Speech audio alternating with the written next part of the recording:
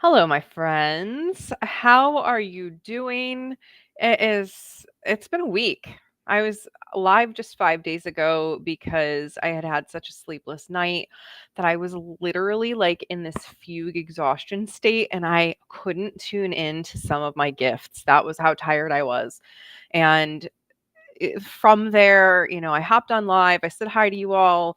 I posted on socials asking about the energy, and the response was overwhelming that people were really experiencing sleeplessness and overheating and just all of this unexplainable, almost indescribable energy. And so, since then, I've thankfully gotten some more rest, and it sounds like other people are kind of getting back on their rest too. But there's a new energy that's arising, which is why I wanted to hop on today. So, just in case you don't already know me, I'm Safriana Luna, the Queer Spirit Guide. I'm a licensed trauma therapist. I am a consultant coach guide, and I love doing this collective energy stuff for people because it's one of my gifts. I, for whatever reason, have this gift to tune into almost the collective threads of energy that is moving through our planet right now and the collective consciousness or the people. And we've just been going through this like really interesting roller coaster ride of energy lately. And so I just want to like keep normalizing this for all of us, and tuning into the finer quality of what's there to be worked with. So I had a cancellation this morning. I was like, oh, what am I going to do with this free time? And Spirit was like, well, first of all, the Divine Masters have something to say. So we're going to pull some collective cards from the Divine Masters and see what they need to say. And we're just going to kind of collectively tune up here. So I'm going to go ahead and do some smoke cleansing as I'm chatting. Smoke cleansing is one of my favorite ways to clear the energy. And I'm just going to invite you, if you are tuning into this, to just take a nice deep breath and call yourself home. And as you exhale, let go of anything that doesn't belong to you. So, as I tune into this collective energy, what I'm noticing is this chest tension, this heaviness in the heart. I'm noticing a feeling of almost something akin to anxiety and nervousness around what's coming next. There's I felt that in my throat. What's coming next is really weighing on so many of us right now. And so, right here, right now, I invite you to remember that in this moment, right here, right now, you are safe and nothing bad is happening. And see if you can breathe that in and just gently anchor that in. It's 1, 2, 3, 4 here right now. And in that, I see this progression. We're moving through this old way of being. We're moving into something new, and it feels very foreign. It feels very scary. So I just want to validate that. If you're feeling a little fearful about big changes that feel like they're coming up in your life, or maybe your subconscious is starting to bring things to the consciousness, maybe some things that you're not comfortable with that you thought you were, maybe some things that you thought were for you that you're realizing they're not. And that's bringing up this tension. It's bringing up this fear, maybe shame, worry about disappointing others, worry about letting people down. And just remembering here, you are here to be you. You are here to live your life. You are here to take care of yourself. That is what is yours to do, to bring your full self, your authenticity, your light, and your shadow to the world with compassion, with dignity, with integrity. So just once again, releasing anything that's not yours. And we'll tune in to see what divine masters are hoping to work with us through this current energy. Again, this sort of tension, this uncertainty. So just another deep breath here. Sigh it out. I'll leave that burning to just keep cleansing as we move forward. So this is a Kyle Gray, the Divine Masters. And like I said, I always tune in with a pendulum and ask which deck wants to work. And when I got to Divine Masters today, it just started doing this like a wild spin. And I'm like, okay, I see you, Masters. Like, there's this, we're always looking to the guru. We have a tendency to look to other humans who've been successful.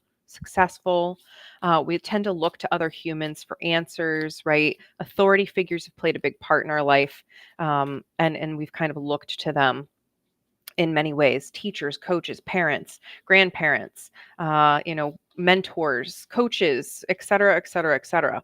And the divine masters really want us to know. Okay, we've got two, one more, two more. Okay, there are four divine masters that want to work with us. The divine masters want us to know that we have the answers within, and that we can tune in to incredible spiritual forces, to energies, to ideas, and reflect within ourselves. We can look outward and use that as a mirror to look inward. And the divine masters invite us to look at these qualities within ourselves. They invite us to really stay open to the answers within, and to know that we don't have to seek all of them outside of ourselves. Yes, there are times where it is totally relevant to ask a coach, to ask a guide, to ask a teacher, to go to our parents, right? All of these things, but not to take their answers as the answer. And that can include romantic partners in our adult lives. It can include, still other family members. It can be very easy to off put our truth, our needs, and look to someone else for what that is supposed to look like. Okay. So, card number one. Okay, I'm not going to show this. I'm going to say card number one and just kind of tune in and see if this feels like it is for you. So, if this feels like it is for you, the Atlanteans are here to help at this time. The Atlanteans have a very sad story. And I haven't talked a lot about this yet, and I really feel like I should, but the Atlanteans, the Lemurians, the Mintakans, those are star-seeded cultures. And there is a cosmic story with planet Earth and Atlantis, Mintaka, or the water planet, and Lemuria. And unfortunately, in galactic history, there have been a lot of conflicts and cataclysmic events that have led to souls fleeing to Earth. And again, that's part of a soul lineage of sorts. The Atlanteans know what it looks like when technology gets pushed to the brink and sentient kind, humankind, whatever we want to look at that as, basically destroys itself in the fast-paced nature of expanding technology. So the Atlanteans literally have a soul history, a lived memory, if they were on Atlantis at that time, of extreme trauma and destruction. So maybe you have some Atlantean history, but whether or you do or not, if you are drawn to the Atlanteans at this time, they're really wanting you to remember that, like, acceleration is great and expecting acceleration is great, but not to overdo it, to find a really like manageable pace, because overdoing it leads to destruction. And so there's an evolutionary vibration that is here for you at this time to step into your next level that's going to help you create your lasting legacy. And there's just so much progress and possibility that is here for you at this time, so long as you don't continue to play the trauma patterns of the past. That is the big warning that is here from the Atlanteans. All right, so tune into this card and see if it's for you. And maybe all of these guides are for you, maybe just one. But if this is for you, Joan of Arc is here. And Joan of Arc is really a sacred activist. Maybe you're being called, maybe this tension in your chest is because you know you have something big to speak on and you've just been holding your voice back. Joan of Arc is here to really encourage you to speak the truth and to move forward with your activism, knowing that it's sacred, that you're calling in better for the collective, that you are calling in better for yourself. And she's reminding you not to be afraid, that you are supported and loved by the universe. And it's time for you to stand up for your beliefs. Now, standing up for your beliefs. I want to be so clear here because Joan of Arc's got some complex history. When I say stand up for your beliefs here, I am not meaning go out and do violence against other people who do not believe the same way that you do. That is never going to be excused in my book. But standing up for your beliefs in your life, live by your design in your life. No one else needs to follow those rules. No one else needs to engage in the same way as you do. But are you living a life where you're really standing in your beliefs and you're standing up for what you believe in and you're doing what you can around that? So she's really calling you in to share your gifts, to share your voice, to share your truth, to stand in your power and be the activist that you know you are. All right, guide number 3. So tune in to see if this guide is for you. Once again, maybe all of these guides are for you. But if this one is for you, Kuan Yin, you're really being called into a new level of gentle love and compassion. Kuan Yin is ultimately here about taking enlightened action. And so when I hear enlightened, I don't hear higher than, I don't hear above human. I hear to lighten and to lighten our load and to take action that moves us towards the next highest step. And we do this through compassion. So Kuan Yin is really here to teach us how to be more compassionate with ourselves. So if you've been feeling self-critical, she would love to work with you to really tune you into that higher level of love and compassion so that you can move forward in your life, so that you can gracefully glide and flow with the utmost tenderness through life for yourself and for others. And just noticing that lotus in the heart, right? She's really calling in this beauty of compassion, the softness, the gentleness. So Kuan Yin may be here to work with you. And finally, our last guide. So tune in to see if this one is for you. And if she is, you're being called to work with Mary Magdalene. She's here for you to really understand, first of all, if you feel misunderstood. She really wants you to know she gets it. So she is calling you in to be the sacred vessel for your dreams, the sacred vessel of better, the sacred vessel of real radical love, right? She was a companion to Jesus Christ. She was a companion to this person who was really trying to teach us so much of our own divinity. And she's reminding you, you are that. You are the sacred vessel of divinity. You are housing God, if you want to use that word, here and now. And so just like the these other cards, there's kind of a theme here I'm noticing, which is really like you are your answer. And you get to stand in your beliefs, you get to, observe your own progress, you get to step into your own compassion. She's like, you get to be guided to your purpose, and you get to know that you're the answer. That was the first thing that came through before I even drew the cards, was these guides want us to know we are our answer.